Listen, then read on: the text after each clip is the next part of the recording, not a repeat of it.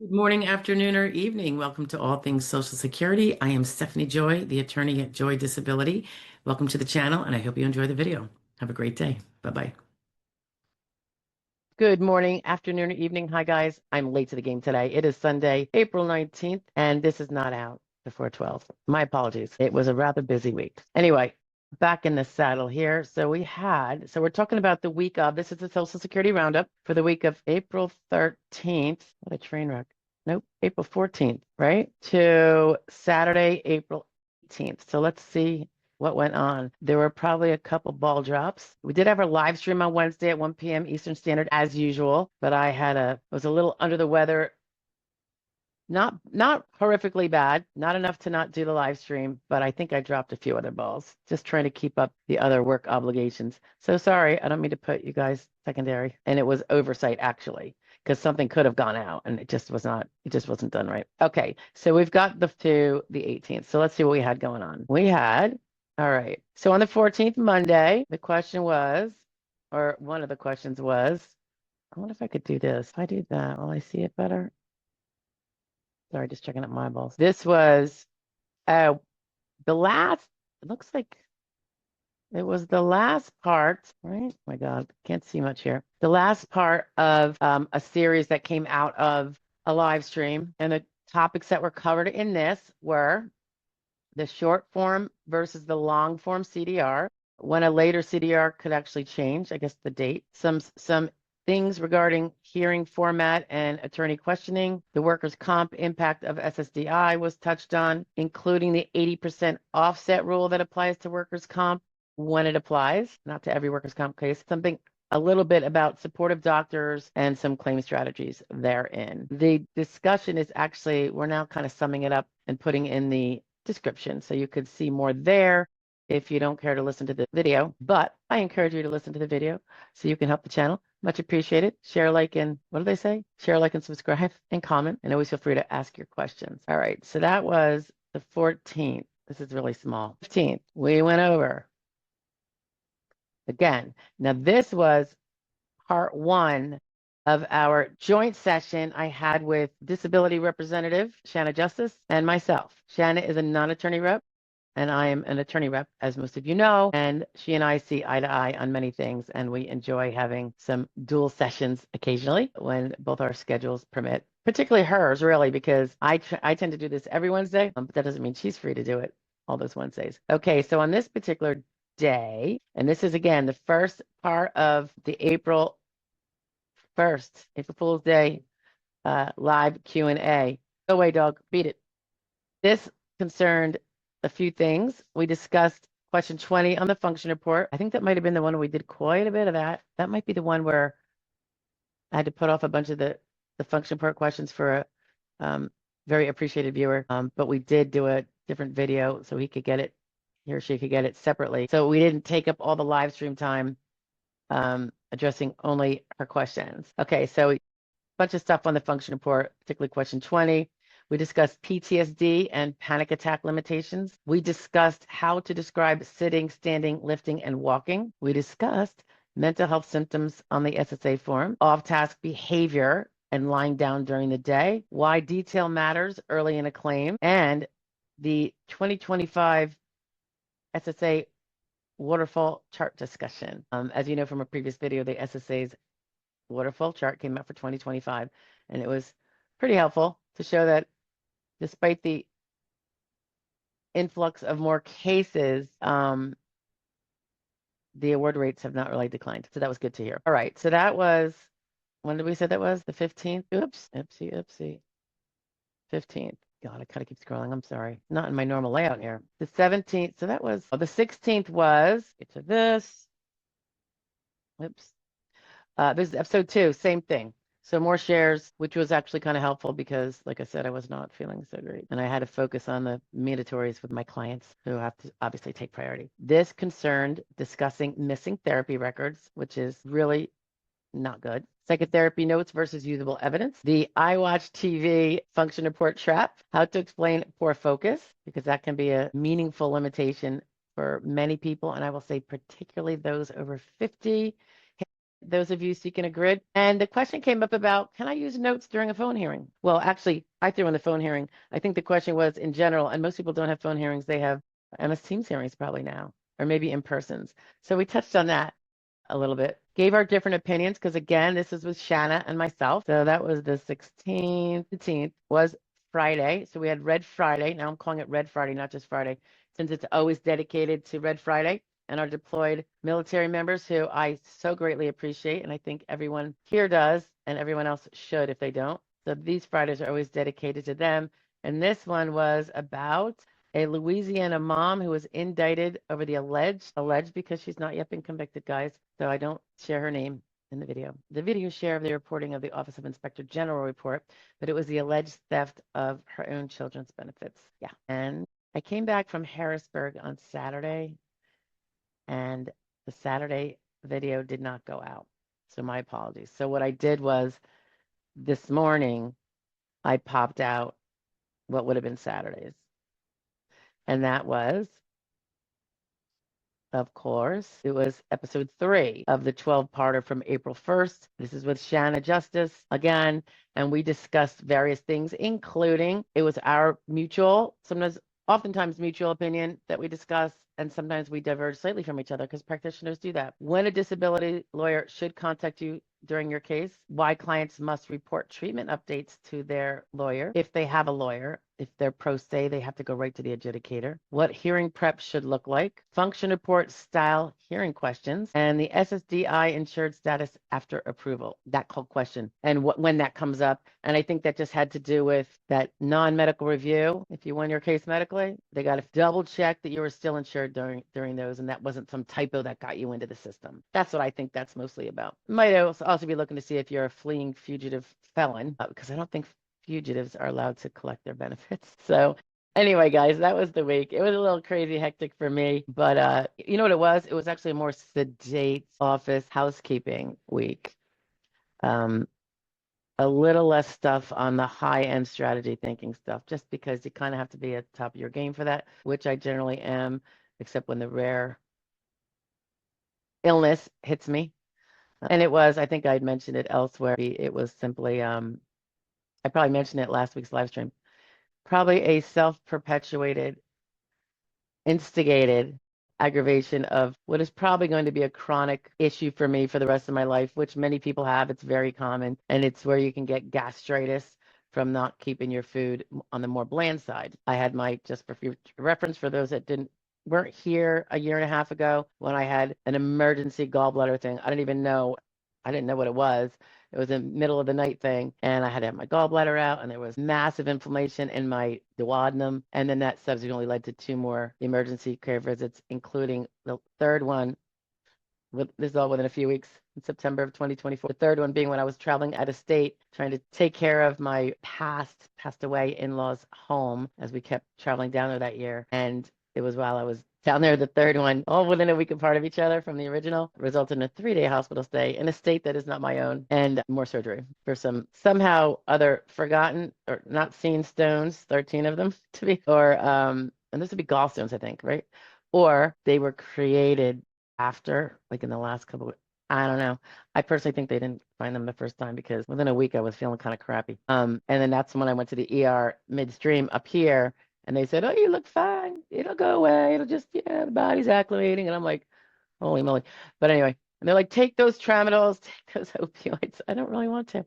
But anyway, I got through. And so this was just probably me not being careful. I was able to eat anything I wanted afterwards, which was, I guess, not that typical. And I did so. And then a year and a half later, I paid the price. I have to say, I think I learned there's something called stacking triggers. You can usually withstand a trigger here, a trigger there. So you can have some of your favorite food here, just not like all the time, and alcohol. And I was doing both during some happy hours that were a little more frequent. A friend in town, like you can have certain things crop up. And I'm thinking that's what it was. I just wasn't being careful. So the stomach is telling me to take care of business. So I know that now. I've been on the brat diet for, what is today, Sunday?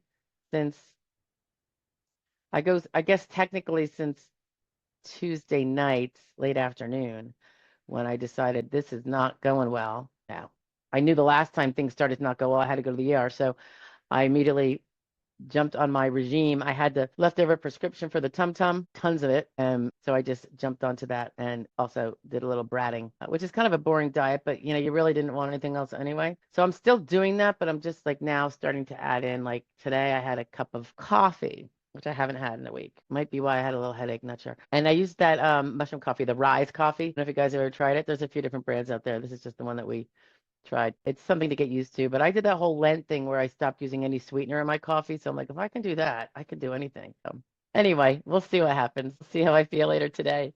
But everything else I ate was like a brat, slightly modified. Like I can have eggs now. Just not supposed to douse them with a ton of grease or butter, you know, that kind of thing. So, and I can have toast. So that worked out pretty good. All right, guys, have a great week. Have a great rest of your Sunday.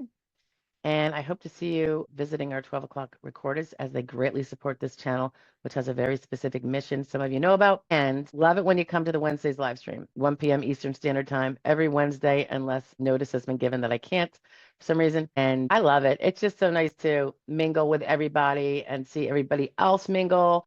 And of course, ask their questions.